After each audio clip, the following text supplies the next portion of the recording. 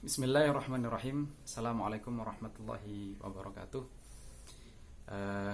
Rekan-rekan sekalian, ketemu lagi kita dalam bincang santai, dialog, diskusi, ngobrol ringan seputar tafsir, Quran, hadis dan agama Islam secara umum, serta menanggapi fenomena-fenomena aktual yang sedang terjadi di sekitar kita. Rekan-rekan sekalian, pada kesempatan kali ini saya akan menceritakan bahwasanya pada suatu hari gitu ya, saya pernah mendengar gitu seseorang yang mengatakan terkait corona gitu. Jadi dia mengutip sebuah hadis ya, sebuah hadis yang disandarkan kepada sahabat Anas gitu. Bunyinya hadis itu disebutkan bahwa ketika Allah Subhanahu wa taala menurunkan penyakit dari langit ke muka bumi, maka Allah menjauhkan penyakit itu dari orang-orang yang memakmurkan masjid. Lantas orang yang mengutip hadis itu kemudian mengatakan kepada banyak orang, jadi orang yang semakin menjauhi masjid ketika ada corona itu keliru, kata dia. Mestinya musim wabah penyakit pandemi corona seperti ini, orang-orang itu harus merapat memakmurkan masjid gitu, sehingga semuanya berkumpul rame-rame di masjid. Itu ya. Menurut dia seperti itu. Menurut dia, kata dia itu, telah terjadi ketakutan yang sangat akut pada umat ini, pada masyarakat terkait isu corona. Menurut dia seakan-akan corona itu settingan gitu, rekayasa dan tidak nyata. Nah, rekan-rekan sekalian, saya ingin menanggapi hadis itu dan juga kesimpulan dari orang yang menyimpulkan tadi ya.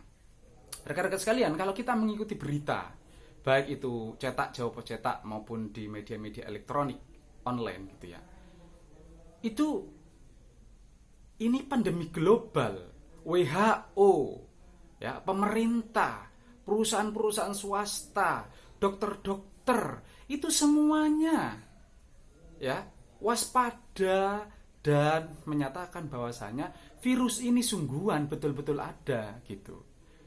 Sampai korban kematiannya juga jelas ya. Orang-orang yang di PHK, dirumahkan gara-gara corona itu juga jelas gitu.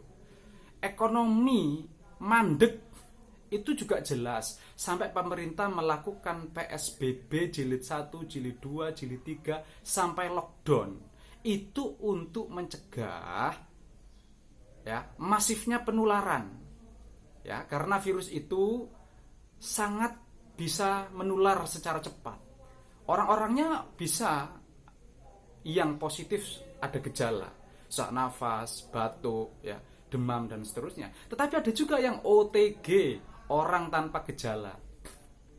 Ya, jadi saya ingin mengatakan, sekali lagi saya ingin mengatakan bahwasanya gara-gara corona itu pemerintah sampai melockdown, memberhentikan pengusaha-pengusaha sampai nutup ekonominya gitu. Perekonomian sampai berhenti. Yang itu membuat kalau dibiarkan negara itu runtuh. Karena dunia perekonomian, sosial ekonomi ini mandek. Kalau mandek, otomatis negara ini ya pajak berhenti. Kalau terus-terusan ya, pajak berhenti kalau terus-terusan dibiarkan ini, maka negara itu menjadi runtuh ya. Jadi sampai seperti itunya pemerintah itu, tokoh-tokoh ya, ulama, sampai bekerja sama ini. Kita waspada ya, hati-hati bagaimana menyikapi corona ini. Salah satu sisi menghambat penularan dan korban jiwa mati, wafat gitu ya. Satu sisi kita juga menyelamatkan ekonomi negara. Maka ada yang mengatakan nyerempet bahaya itu harus dilakukan gitu. Jadi tetap berekonomi, bersosial, tetapi tetap melakukan protokol COVID-19 gitu. Harus selangkah bahaya itu harus dilakukan. Sehingga muncullah sekarang ini new normal. New normal itu sebenarnya nggak normal gitu. Virus ini tetap akan selalu ada, paling nggak sampai setahun ke depan, sampai vaksinnya ditemukan. Ya, ya, ya. Oleh karenanya tadi kembali lagi ke cerita hadis tadi itu, ternyata hadis itu adalah hadis doif, ya, hadis lemah gitu. Di dalam sanadnya itu ada orang yang namanya Zafir bin Sulaiman. Zafir bin Sulaiman ini dinilai oleh Bukhari, oleh Adz-Dzahabi, oleh Ibnu Hajar Al-Asqalani, ya. Zafir bin Sulaiman ini orangnya itu lemah, mungkar hadis gitu. Banyak kelirunya, lemah lah pokoknya. Artinya hadis itu secara sanad itu sudah lemah gitu. Hadis doif. Artinya ketika hadis ini sudah doif, rekan-rekan sekalian, maka hadis itu tidak bisa dipakai, tidak boleh dipakai gitu. Ya, kalau kita membaca yang barusan itu ya, berita ya tentang corona ini berlaku umum, yang ditulari itu nggak cuma preman, orang biasa, kiai, pejabat, ulama. Kalau nggak hati-hati ini ya, itu yang bisa kena corona, gitu. Bisa mati juga gitu. Karena ini sebuah hukum alam, ya. Nggak peduli kiai, nggak peduli presiden, nggak peduli ustadz, nggak peduli orang biasa. Kalau dia tidak hati-hati, dia bisa kena corona. Corona nggak pilih-pilih, gitu. Ya. Bahkan, mohon maaf, ada klaster pengajian, gitu ya, yang kumpul-kumpul bareng-bareng kena itu. Yang terbaru klaster pengajian, gitu. Di Jawa Pos itu saya ikuti. Lah, kembali kepada hadis itu, rekan-rekan sekalian. Ini doif.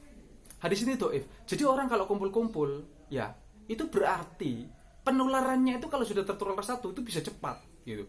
Banyak. Ini kita berarti nggak membantu ulama, nggak membantu pemerintah, nggak membantu kemanusiaan kita itu. Jadi kita ini tidak ada peran gitu untuk menghambat proses penularan corona yang masif. Mestinya masing-masing diri orang itu harus berikut andil gitu, ya.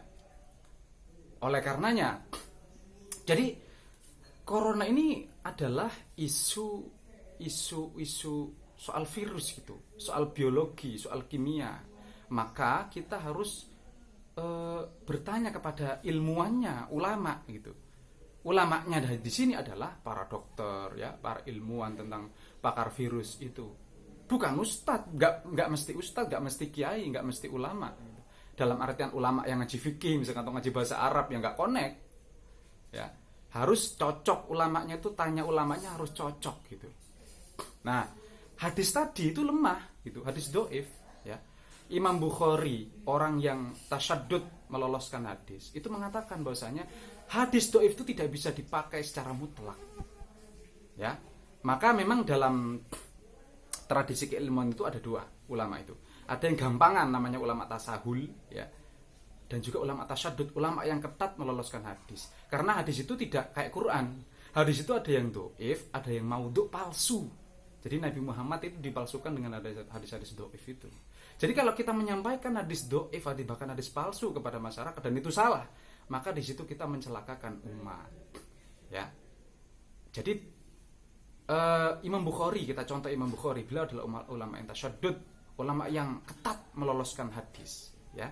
Tidak sembarangan meloloskan hadis supaya tidak mencelakakan umat. Begitu dulu rekan-rekan sekalian untuk pertemuan kali ini. Insyaallah kita akan lanjutkan di pertemuan yang akan datang. Wa akhiru da'wahum anil hamdulillahi rabbil alamin. Assalamualaikum warahmatullahi wabarakatuh.